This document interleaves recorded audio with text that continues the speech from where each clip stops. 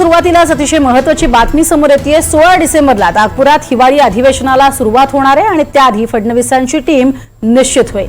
महायुती सरकारमधल्या नव्या मंत्र्यांची नावं आजच जाहीर होण्याची शक्यता आहे आणि उद्या मंत्र्यांचा शपथविधी होणार अशी माहिती आहे। दरम्यान ज्या मंत्र्यांना मंत्रिपद दिली जाणार आहेत त्यांनी मुख्यमंत्री फोन करतील आणि आमंत्रित करतील। मात्र शिवसेनेच्या काही नेत्यांना मंत्रिपद न मिळण्याची शक्यता आहे आणि म्हणूनच सकाळपासून उपमुख्यमंत्री एकनाथ शिंदेंच्या निवासस्थानी नेत्यांची मंत्रिपदासाठी लॉबिंग सुरू आहे। तानाजी सावंत, दीपक केसरकर, संजय शिरसाट, योगेश कदम तसंच विजय शिवतारे यांनी शिंदेंना भेटण्याचा प्रयत्न केला, मात्र त्यांना शिंदेंची काही भेट झाली नाही अशी माहिती आहे आणि त्यामुळे संजय शिरसाट यांनी आपला मोर्चा सागर बंगल्याकडे वळवला।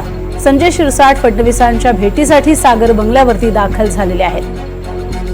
एकीकडे आपण बघतोय केसरकर, शिरसाट, सावंत यांची भेट जी आहे ती सागर बंगल्यावरती सुरू आहे। अधिक माहिती सागर कुलकर्णी आमचे प्रतिनिधी आपल्याला देत आहेत। सागर, काय अधिक माहिती, कोणाकोणाची वर्णी लागणार, कोणाची नाही लागणार, यासाठी बरीच खटाटोप जी आहे ती सुरू आहे सगळ्या महत्त्वाच्या नेत्यांची।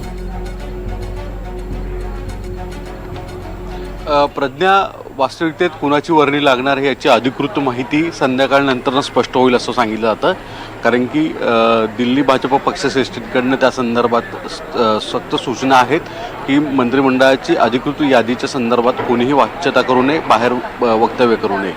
त्यानुसार आत्ता सगळ्याच म्हणजे महायुतीतल्या तिन्ही पक्षाचे, भाजप असेल, शिवसेना असेल आणि राष्ट्रवादी काँग्रेस, विशेष म्हणजे शिवसेना आणि भाजप या दोन पक्षाचे सर्वच नेते गॅसवर आहेत असं म्हणावं लागेल। याचं कारण आहे की कुणाची वर्णी लागेल आणि कुणाचा पत्ता कट होईल याची धाकधूक सगळ्यांनाच लागलेली आहे। ज्या काही बातम्या प्रसारमाध्यमांमध्ये येत आहेत त्याच्यानुसार जर फडणवीस आणि एकनाथ शिंदे यांनी ठरवलं असेल की जे गेले अनेक वर्ष सरकारमध्ये मंत्री आहेत त्यांच्याऐवजी नवीन चेहरे दिले जावेत असं असेल तर मात्र अनेकांना धक्के बसण्याची शक्यता आहे। पण लोकसभेच्या तिकिटानंतरनं विधानसभेला सुद्धा तिकीट वाटप करताना वारंवार म्हटलं जात होतं की अनेक ठिकाणी ज्यांच्याविषयी निगेटिव्ह वातावरण आहे, नकारात्मक अशी प्रतिमा आहे, असे जे तिकीट कापले जातील, पण त्याच लोकांची वर्णी लागली होती। कदाचित राज्य मंत्रिमंडळाचा विस्तार करताना असंच काही होईल का, की तसं न होता डायरेक्ट अनेक नवीन चेहरे आणले जातील आणि दिग्गजांना धक्का बसेल असं एक वातावरण आहे। यामुळे विशेषतः भाजपाचे आणि शिवसेनेचे नेते अस्वस्थ आहेत। काही अस्वस्थ नेते थेट फडणवीसांच्याच भेटीला आलेले आहेत। अर्थात जी आपण काही नेत्यांशी बोललो, ज्यांची भेट घेऊन गेलेली आहे, त्यांना विचारलं असता फडणवीसांकडनं काहीच संकेत दिले जात नाही आहेत। फक्त आलेल्या व्यक्तींना भेटणं आणि दिल्लीतून यादी काय येते ते बघू आणि मग ठरवू अशा स्वरूपाची वक्तव्य मुख्यमंत्र्यांकडनं या लोकांना दिली जात आहेत। आत्ता काही वेळांपूर्वीच संजय शिरसाट सुद्धा आलेले आहेत। आपणास माहीत आहे की संजय शिरसाट आणि दीपक केसरकर या सर्व नेत्यांनी काल उपमुख्यमंत्री एकनाथ शिंदे यांची भेट घेण्याचा प्रयत्न केला होता, पण या दोन्ही नेत्यांना शिंदेंनी भेट दिली नाही। अखेर अस्वस्थ असणारे नेते कुठेतरी न कुठेतरी आपल्याला एक आशेचा किरण हे देवेंद्र फडणवीस आहेत, यामुळे इथे आले आहेत की जी यादी पाठवलेली आहे त्या यादीची थोडीशी पुसट जरी कल्पना मिळेल या अपेक्षेने इथे येत आहेत।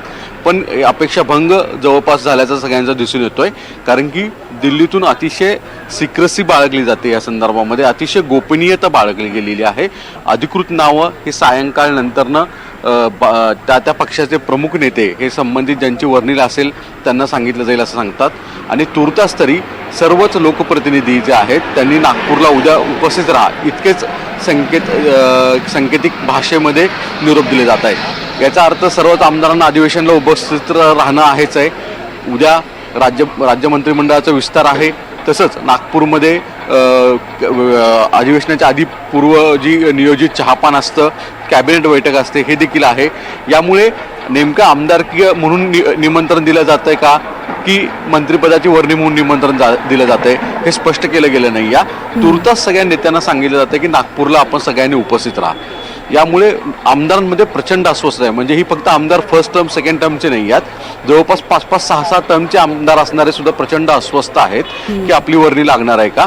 एक तर आपणास माहिती आहे की एकनाथ शिंदेची कार्यपद्धती ज्यावेळेस ज्यावेळेस त्यांचा विस्तार झाला होता त्यावेळेस सुद्धा असं म्हटलं जात होतं की शिंदे नवीन काहीतरी चेहऱ्यांना संधी देतील, पण शिंदेची अडचण होती. आता सरकार अतिशय बहुमतावर आहे, यामुळे कदाचित संघटनात्मक भूमिका घेत शिंदे सुद्धा अनेकांना धक्के देतील असं म्हटलं जातं.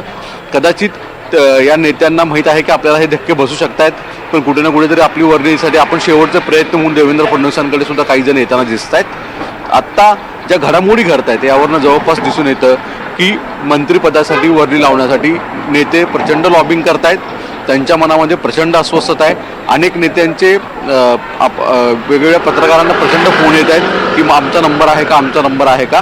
यामध्ये नाव सांगायला नको आहे, पण अनेक दिग्गज नेते आहेत, म्हणजे अनेक दिग्गज नेत्यांना सुद्धा विश्वास नाही आहे की त्यांना मंत्रिपदामध्ये वर्णी लागेल. कुठे ना कुठेतरी प्रचंड धाकधूक आहे. कदाचित फडणवीसांच्या कार्यपद्धतीची ही स्टाईल आहे.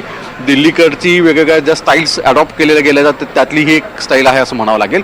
पण लोकसभेनंतरनं जे विधानसभा निकाल म्हणजे विधानसभेच्या तिकीट वाटपामध्ये असंच वातावरण केलं गेलं. मात्र तिकीट वाटपामध्ये सरसकट जुनेच चेहरे दिसले होते. फारच क्वचित एखादे चेहऱ्या ठिकाणी बदलले गेले. तसं तर होणार नाही ना, हे मात्र पुढच्या काही तासांमध्ये स्पष्ट होईल.